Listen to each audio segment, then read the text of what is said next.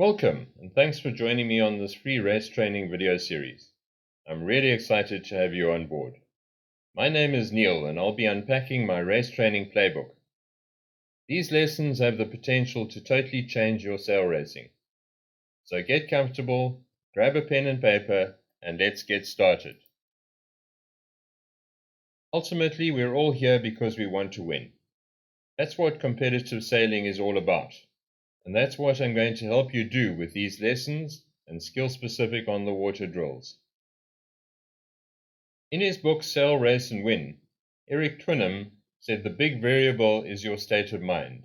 Big differences in performance happen because you sometimes draw on your sailing skills in the most productive way, and at other times you don't. This really does apply to today's lesson. In today's lesson, we're going to discuss how to win the start and cross the start line on time and at speed with nothing to obstruct your wind. To do this, you need to be aggressive.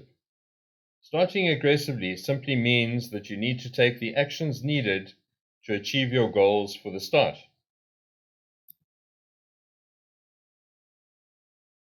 Here's what we're going to cover today: the importance of winning the start, your pre-start homework, favored end of the start line, approaching the start line, protecting the holds at leeward, and the committee boat start. Over the years, I've assisted many sailors improve their position in the fleet. I've done this both through formal on-the-water coaching and casual discussion in the clubhouse. These are just a few of the positive comments that I've received. Follow the training, put in the on-the-water practice, and you too can finish ahead of the fleet. That adage of practice makes perfect holds true in sailing. I remember an interview with Robert Scheidt, who's won numerous Olympic and World Championship medals. When talking about perfecting his maneuvers, he said, "There's nothing 1,000 tacks won't resolve." And that is so true. I used to be a mid-fleeter. I was trained by numerous club coaches in my early years that overcomplicated their training. It didn't matter how much time I spent on the water, there were no big gains in sight. At one stage I almost gave up sailing as I felt I wasn't progressing any longer. I don't want this to happen to anybody else. Fortuitously, after sailing one day, I got chatting to an old salt who had been watching the racing from the shore. He had a way of breaking down each phase of the race, and this simplified the thought process for me. It really was a game changer. After some discussions in the clubhouse and on the water practice, my results started to improve, and I started winning the races on a regular basis. I've adopted the same philosophy.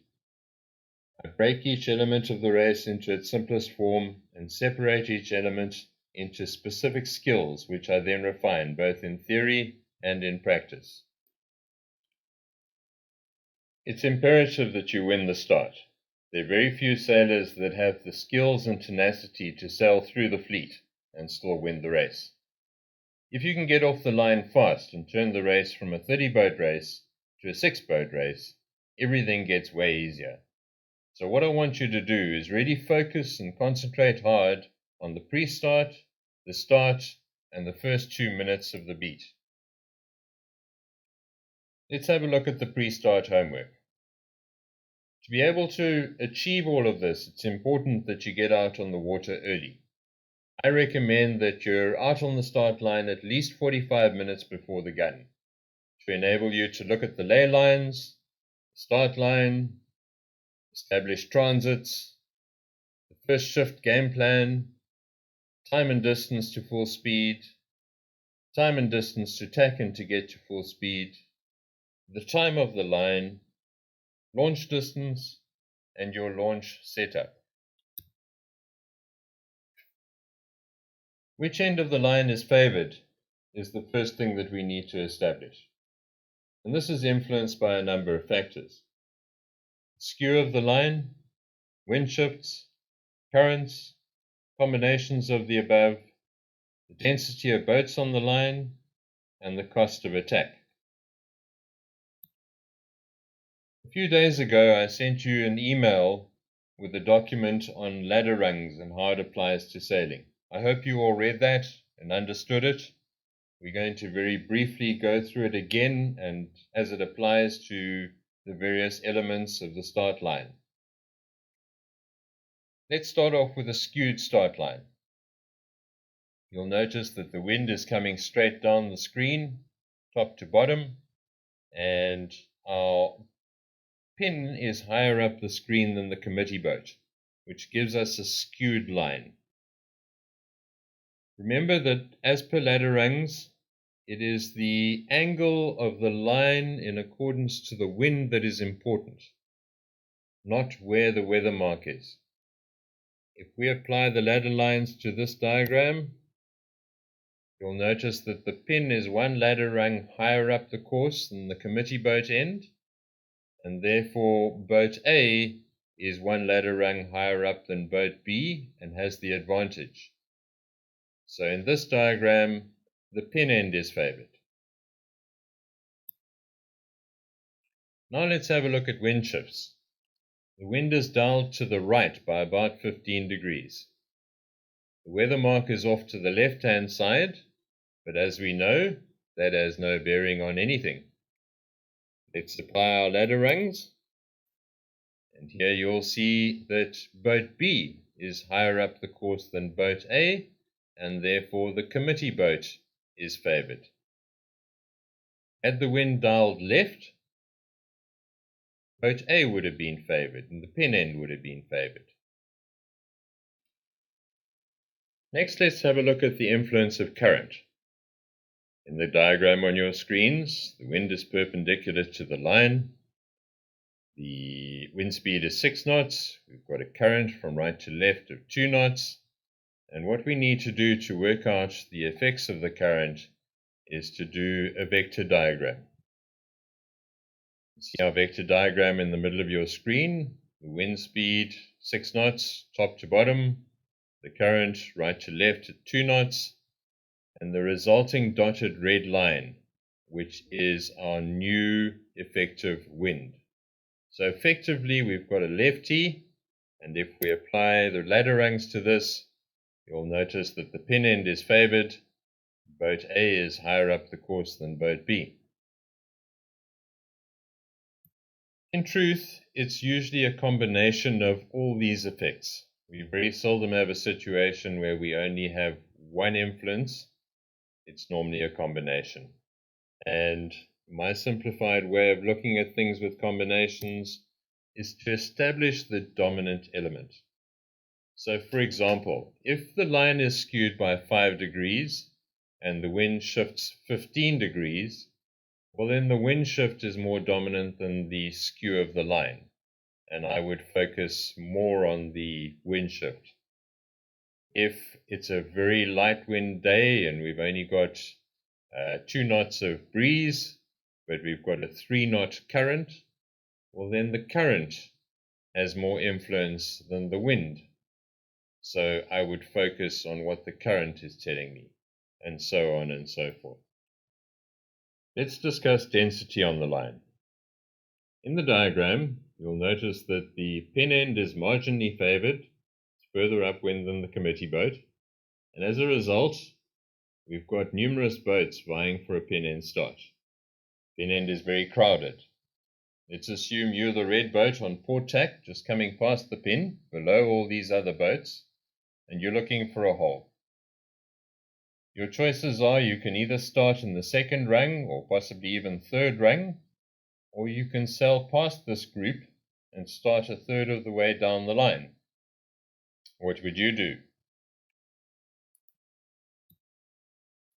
Bear in mind that the degree of difficulty of being able to execute a good start goes up as the density increases. If it were me, I'd definitely be going further down the line. Now let's discuss the cost of attack. How many boat lengths do you think attack costs you? This is very much wind strength dependent. In light winds, the cost is the highest. In moderate winds, cost is the lowest. And in strong winds, the cost of attack increases again. So, in a large fleet, in light winds, let's assume that you were boat B and boat A went off on pin end start. It's unlikely that boat A would be able to cross the fleet from the pin end.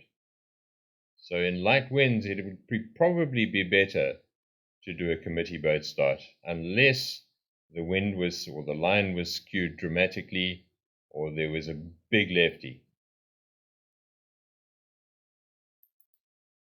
There are a few other factors that may influence your decision as to where to start on the line. We've already discussed the size of the fleet, the length of the first beat. The longer the beat, the less the influence. Where you want to be on the course. If there's more wind out on the right, probably not a good idea to do a pin end start. Now let's have a look at approaching the line. If you're on starboard tack, you may have right of way, but the rules indicate that you need to hold your proper course. Whereas the port tack boat has a better view of the line and how everybody's setting up, where the holes are, and is not limited by the rules in terms of sailing its proper course. So initially, when you start racing, I always suggest that you approach the line on port tack with about 2 minutes to go and look for your hole. It's important that when you find your hole, that you tack into the windward side of the hole, not the leeward side of the hole, so that you leave yourself space to leeward to maneuver. Now that you've selected your channel and created your space to leeward, it's important that you protect that space, and you do this by making the gap look as small as possible, by being aware of other boats and by turning your bow down with sails eased so as not to burn too much of the hole when under threat. After a successful defense, with your jib in tight, luff up until your jib is backed. This will push you back into windward to allow you to regain your hole to leeward.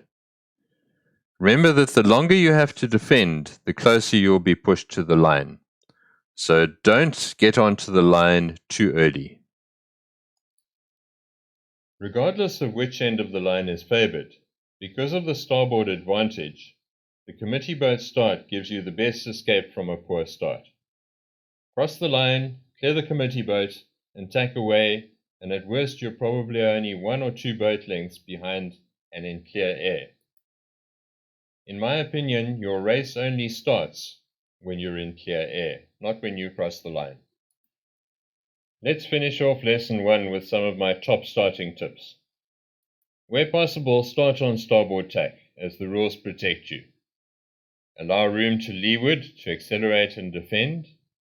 Aim to start in clear air, away from other boats. Beware of current sweeping you over the line early, and learn to maneuver the boat in tight spaces. If you do this, you'll find that your starts will improve dramatically. That brings us to the end of lesson 1. In lesson 2, we'll look at how to use the racing rules of sailing tactically to get an advantage over other boats in the fleet. This will be at Wednesday, and I'll be sending out the link at 12 noon UTC. Please leave your questions and comments in our private Facebook group, and I'll be sure to answer them. Thanks for watching. See you Wednesday. Bye.